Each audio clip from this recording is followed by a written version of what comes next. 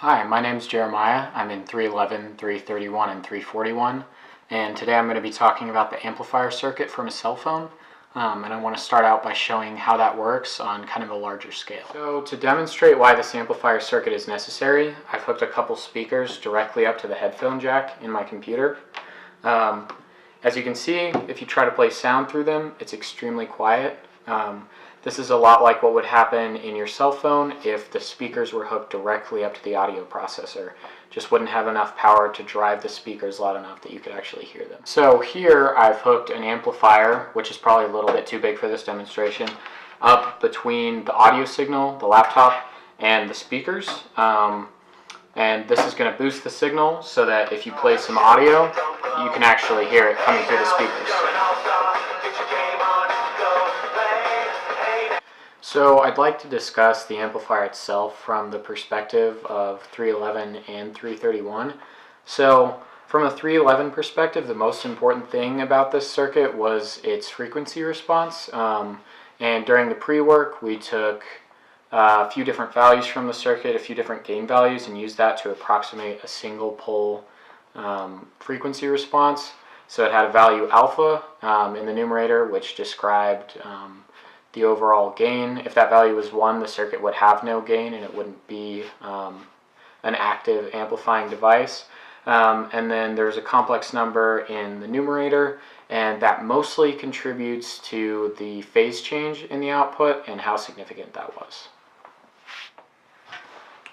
Okay, so looking at the magnitude and phase plots for the frequency response of this circuit, you can see that it sort of acts like a low-pass filter. That's because more gain is applied to lower frequencies, and then higher frequencies start to be attenuated.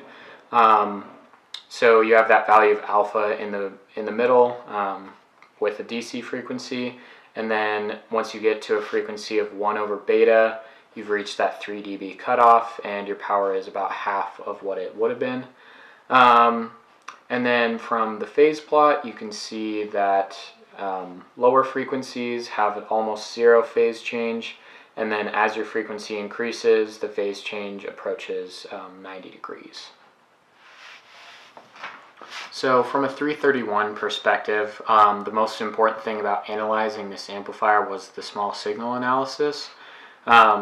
So we took the macro view of the amplifier and created a small signal model of what that circuit would look like at the bias values that we chose. And the important thing about that is that we were able to come up with an expression for the voltage gain, and that will allow you to do analysis on what your output will be depending on what your input signal is, which is very important for an amplifier. So as you can see from the small signal image of this circuit, it's really set up in 2 separate circuits, where the second one is just dependent on the voltage output of the first one. So the first circuit has a large transconductance, and that's really meant to just amplify the input. It also has a large output resistance, and that's because the second part of the circuit isn't meant to draw really any current from the first part of the circuit. So the second part is kind of the opposite. It's just set up as a voltage follower, so its transconductance is not very high. It's not applying much gain to the overall output. And then it also has a pretty small output resistance, and the reason for that is if you're going to hook up something like a speaker that's going to draw large amounts of current, you want your circuit to be able to supply that current to keep it powered. So the super important connection to make between the 311 and 331 concepts were, as we've learned in 331, amplifier circuits are inherently not linear because they're made up of transistors, which are nonlinear components.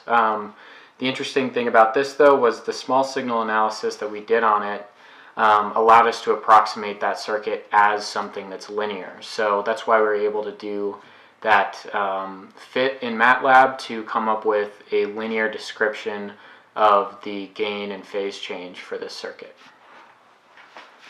So the last part of this KI was a discussion of a speaker itself from an electromagnetics perspective. The way that this device works is by taking an electric signal on the input and converting it into a pressure wave in the air that propagates out from the device.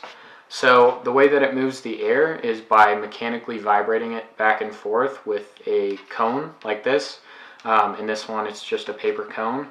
And at the base of the cone, there is a toroidal coil or a solenoid, which is suspended inside of this permanent magnet.